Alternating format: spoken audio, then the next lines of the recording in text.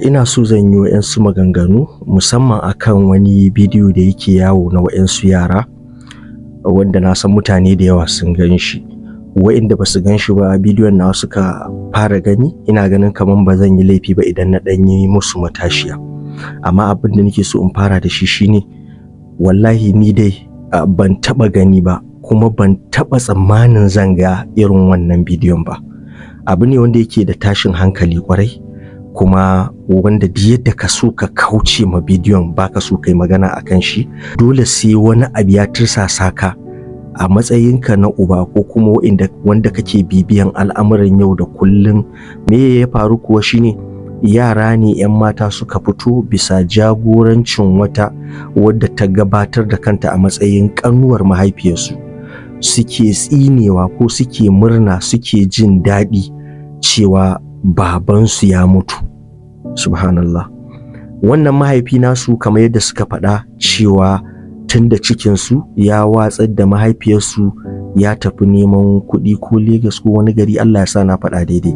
Su yana can kuma bai dawo ba, ya watsar da su har ma ana sheganta su. To kuma sai yanzu suka samu labarin cewa ya mutu, shine suke ganin dacewan su fito su yi murna. Ni ban taɓa ganin irin wannan ba. Ba za ka ce daidai ne magidanci ya tafi ya bar iyalin shi ba.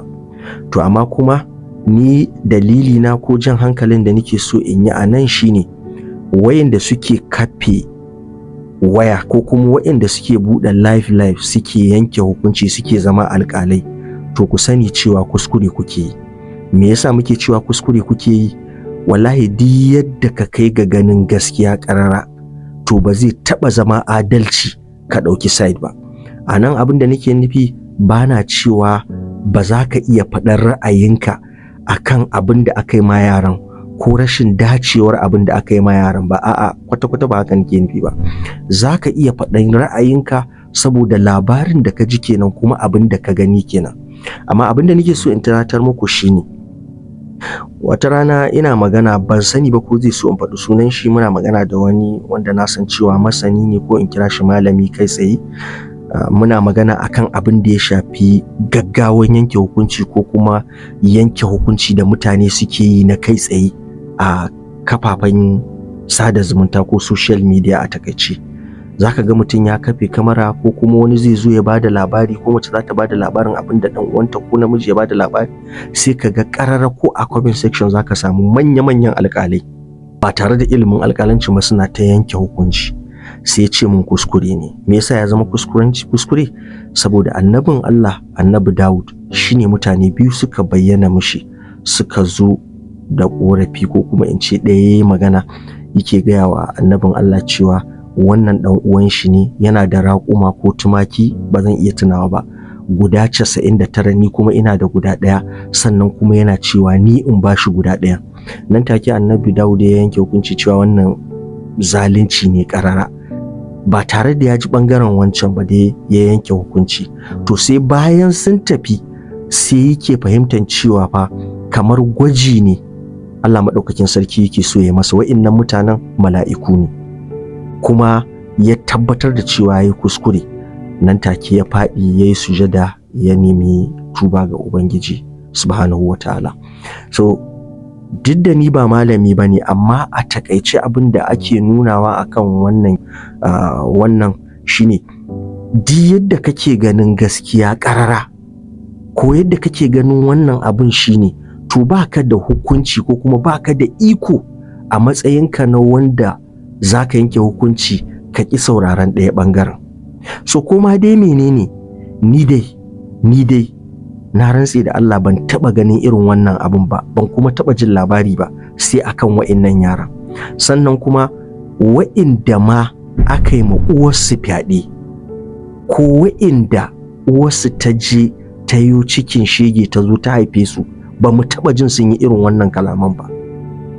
Kai wa'inda ma ake tsinta a bola, wanda bayan an haife su iyayen suke zuwa siyar da su a bola, ba mu taɓa ganin mutum ɗaya ya fito ya zo ya yi irin wa'innan munanan kalamai wa mahaifansa ba.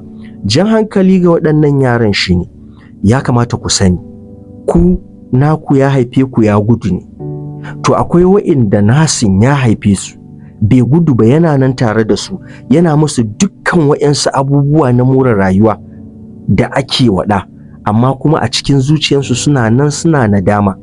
Me yasa suke nadama? Shine suna kallon cewa mahaifiyarsu bata bi umarnin ma'aiki sallallahu alaihi wasallam ba na cewar ku zaɓa ma ‘ya'yayenku uba na gari, ko ku zaɓa ma ‘ya'yayenku uwa na gari wanda za su yi alfahari. Su ba su samu wannan zaɓin ba, gashi yana musu komi, amma a cikin zuciyarsu nadama suke yi. So koma dai menene, na tsaya na kalli bidiyon nan aƙalla ina ga ba zan iya kirga iyaka ba. Ita kankin kanta wanda ta jagorance sun, za ka ga akwai ƙarancin shekaru, akwai ƙarancin gogewa.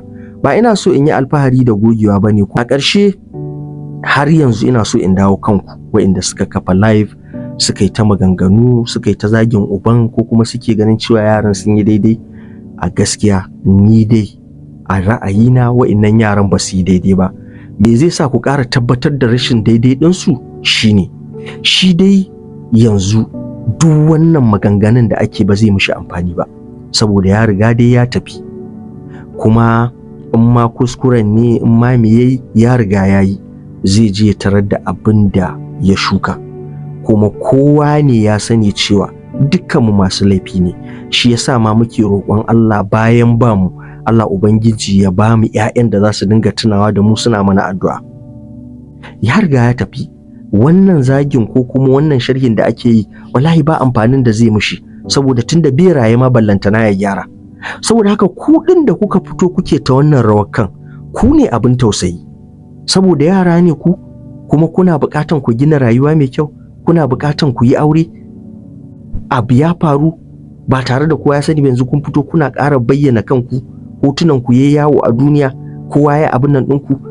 Na rantse da Allah ba zan yi fata ba su yi laifi ba, ko me suke da shi, ko mun kamewansu, ni ba zan yi fata wani nawa ya auri wa'innan yaran ba, saboda akwai tarin matsaloli a cikin al'ummarmu, akwai tarin kurakurai a cikin al'ummarmu.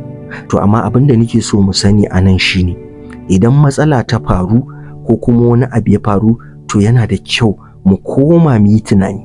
Dole ne wannan abin ya zame mana kaman wa'azi, amma dai wannan kam ba ƙaramar masifa ba ce. Shi kuma Allah kaɗai ya san me yayi, ya aka yi, me ya faru, tunda ba mu da wani wanda zai sa mu ji ɓangaren shi. Wanda nake so in faɗa dai shine, Allah Ubangiji ka taimake mu, ba wayanmu bane, ba iyawanmu bane.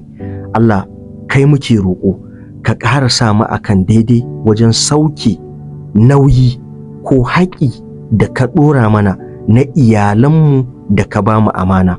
Allah ka taimake mu, Allah ka iya mana, Allah ka ba mu zuri'ar da bayan ba mu za su yi alfahari da mu, sannan kuma su dinga yi mana addu'a, saboda suna cikin wa'inda za mu yi alfahari da addu'ansu a lokacin da muka zamo babu. Allah ya sa mu dace. Na gode.